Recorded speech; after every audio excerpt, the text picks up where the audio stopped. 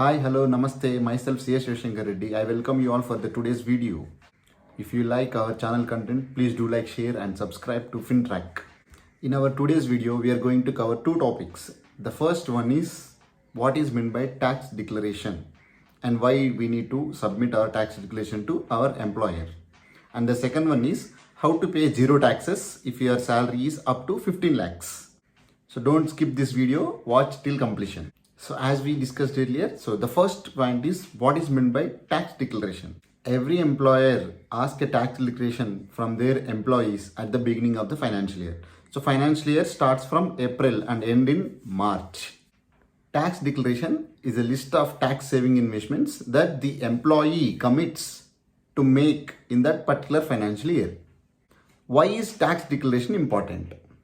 According to the income tax law, every employer has to deduct tax at source from the estimated income of the employees every month. Before Union Budget 2020, income tax law allows to deduct some investments and expenses to reduce their income tax liability. The government has introduced new tax regime with lower tax rates and fewer deductions and expenses. However, the employees are free to choose the new and old one, whichever is beneficial to them. To choose between new and old tax regime, employee has to declare their tax investments and compare the tax liability between both new and old regime, and then they can opt for whichever is beneficial to them. On the selection is made, the employer is liable to compute the income tax liability based on the employee selection of tax rate and then deduct the TDS month on month. So once you declare your new tax regime or old tax regime, whichever is beneficial to you, the employer will compute the tax liability and then he will divide the total tax liability into 12 months and then every month he will deduct the TDS as shown in the picture of your payslip. So in your payslip you can see there is a tax deduction TDS part deduction from your gross salary. Net salary you will receive to your bank account. So the TDS whatever deducted by your employer, he will deposit the TDS amount with the government income tax department. So the same amount will reflect in your 26As, form 26As of in your income tax portal. So in the beginning of the financial year, you have committed that you are going to invest in the tax saving investments in the financial year. But at the end of the financial year, like somewhere in the month of December or January, your employer will ask you to submit for proof of investment to recalculate the tax liability. For example, in the beginning of the financial year, you have committed that you invested 1,50,000 before the financial year ending. In the month of December or January, you have to submit the proof to your employer to saying that you have invested whatever you committed, so that the employer will consider that proof and then he will recalculate the tax liability, whatever he has deducted till now. If any shortfall is there, then he will collect the shortfall of taxes in Jan, Feb, March. If there is any excess, then he will stop the deducting TDS. So every employer will give you a cutoff date to submit the proof of income or expenses. Generally, the cutoff date will be January or February. So based on your proof of investments, he will recalculate the tax liability. So now we'll see what are the proofs of income we need to submit for the different types of deductions. So the very first one, and every employee will claim the HRA, house rent allowance.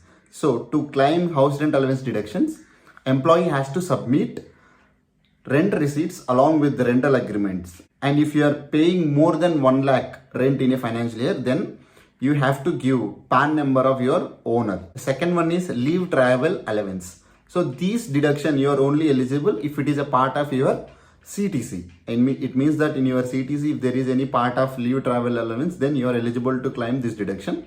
And it is restricted to only domestic travel, whether it is train journey or air. You can submit the domestic travel tickets or boarding passes if it is air, then you can claim this deduction. It is allowed twice in 4 financial years.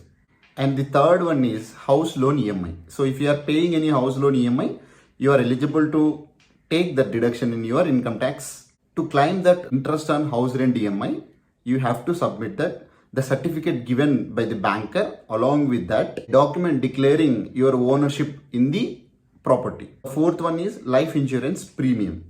To claim LIC deduction in ATC, you have to submit payment of premium receipts, and it is eligible for spouse, children, and the payment must be done by you, or you means employee in this case. To claim public provident fund deduction, you have to submit e-statement from the PPF, or you can submit the bank statement. If you are married and having children, then you can claim the tuition fees of your children. So in the tuition fee receipt, it must be allowed only for school fees, but nowadays schools are collecting fees in different names like development fee, some etc etc. But income tax allows only regarding tuition fee, you will get an exemption. So the receipt must contain the tuition fee name. Only that amount you will get as deduction. So the last one is medical insurance. So the medical insurance, to claim medical insurance deduction from your total income, you have to submit the premium paid regarding medical insurance. And if you are claiming any medical expenditure for your senior citizen parents, then you have to submit your medical bills to claim the deduction from your total income. With this, we have understand what is meant by tax declaration and why it is important, and what are the proofs do we need to submit to get the deduction from our total income. And now we'll try to understand what are the new and old tax rates is available for us to compare between new and old tax rates, and how to calculate the tax rate. And also we'll try to understand how to pay zero tax when our salary is less than 15 lakhs. Based on our CTC, we'll try to understand how much tax do we need to pay. So if your CTC is 15 lakhs, in that salary, basic, HRA and special allowance divided. Basic salary is 7,50,000 and HRA we will consider somewhere around 2,80,000. And then the balance amount will be considered in special allowance. So our interest on savings account will try to take some 2,500 for per annum. Now my gross total income is 15 lakhs 2,500. With this, we'll try to understand what are the deductions available for us. And now first is HRA. So HRA average based on the standard of living, we'll try to consider 22,500 per month as a rent. So it comes around 2,70,000. 22,500 per month into 12 months. So that it comes around 2,70,000. Then leave travel allowance, we'll try to consider 25,000 for four members. It is flight tickets.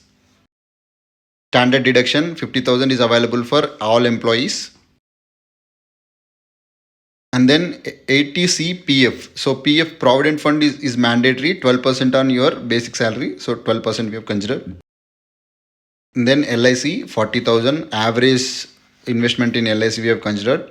So it gives you around 8 to 9% return per annum. It is more better than the bank FD.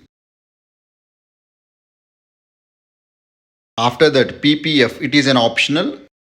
Just to use the full limit of ATC of 1,50,000, we have considered PPF is a optional investment. Instead of PPF, you can claim, if you have a children, you can claim your children tuition fee, or you can invest in equity linked savings scheme so that you can claim that balance of 1,50,000. It gives around 7.1% return per annum. So again, it is more better than the bank FD. National Pension Scheme, ATCCD, it is over and above the ATC. So it gives up to 50,000 you can take deduction in this. It gives around 9 to 12% return. Again, it is far better than the bank FD. Then 80 EGB, interest on electric vehicle. So central government, just to encourage the electric vehicles, they brought this concept of deduction in interest on electric vehicle. So here 2-wheeler, 3-wheeler and 4-wheelers are allowed to claim interest on electric vehicle. ATG donations. So 25,000 we have considered donations. So donation only for registered trust allowed. And then interest on education loan. If you have taken any education loan, then you can claim that interest as deduction. And then 80 TTA. So the income whatever you have considered 2,500 as savings account income, same amount you can take deduction. So up to 10,000 you can take deduction in this section. Now we'll try to understand the medical expenditure. So medical insurance, if you have paid any medical insurance over and above your employer, so for example, if your employer is providing medical insurance, that is not allowed as deduction. If you paid over and above that, you can claim that deduction. And if you have any parents than 60 years, then you can claim the medical expenditure of that parents, and then health checkup 80D 5,000 you can take the deduction. And then interest on home loan EMI, if you are paying any interest on home loan EMI, then you can take that as deduction. So with this, my net taxable income is 4,85,000. So first we'll try to understand old and new tax regimes, and then we'll come back. We have two types of tax rates as we discussed, existing and new tax regime. So based on the benefit, you can choose the either old or new tax regime. In existing tax regime, again three category, up to 60 years, 60 to 80 years, and more than 80 years. We call it as super senior citizens. And new tax regime is for everyone. So 0 to 2.5 lakhs, it is nil for everyone, and 2.5 to 3 lakhs, it is exempt only for senior citizens. It means that above 60 years, then up to 3 lakhs exempt. But for people who are less than 60 years, then 50,000 is taxable. And then super senior citizen up to 5 lakhs is exempt. But for senior citizens 60 to 80 limit, 3 to 5 lakhs is taxable. And but the tax rate is 5%. And if your net taxable income is less than 5 lakhs, then 5% rebate is available. And then for old tax rate, more than 5 lakhs of net taxable income, 5 to 10 lakhs, it is flat 20%. But for new tax regime, 5 to 7.5 lakhs, it is 10%. And 7.5 to 10 lakhs, it is 15%. In old tax regime, if your net taxable income is more than 10 lakhs, then flat 30%. But in new tax regime, 10 to 12.5 lakhs, it is 20%. And 12.5 to 15 lakhs, 25%. And more than 15 lakhs, then it will be 30% slab. But in new tax regime, deductions will not be allowed. As we have discussed in this video, the deductions are not allowed in new tax regime. Deductions are allowed in only old tax regime. And now we'll try to understand how much tax do we need to pay. Tax up to 2.5 lakhs, it is nil, and 2.5 lakhs to 4.85 lakhs, it is 5%, and rebate 11,750. So total net tax is 0. So the rebate is available 100% of tax or 12,500, whichever is lesser, we can take that as a rebate, so that my net tax is 0. Now we'll try to understand what if our net taxable income is 6 lakhs in case of old and new tax regime. As usual, up to 2.5 lakhs, it is 0 both the cases, and 2.5 to 5 lakhs, it means 2.5 lakhs into 5%. So both the cases, it is 5% only. So 12,500, and more than 5 lakhs. 5 lakh in case of old regime, more than 5 lakhs, it is 20%.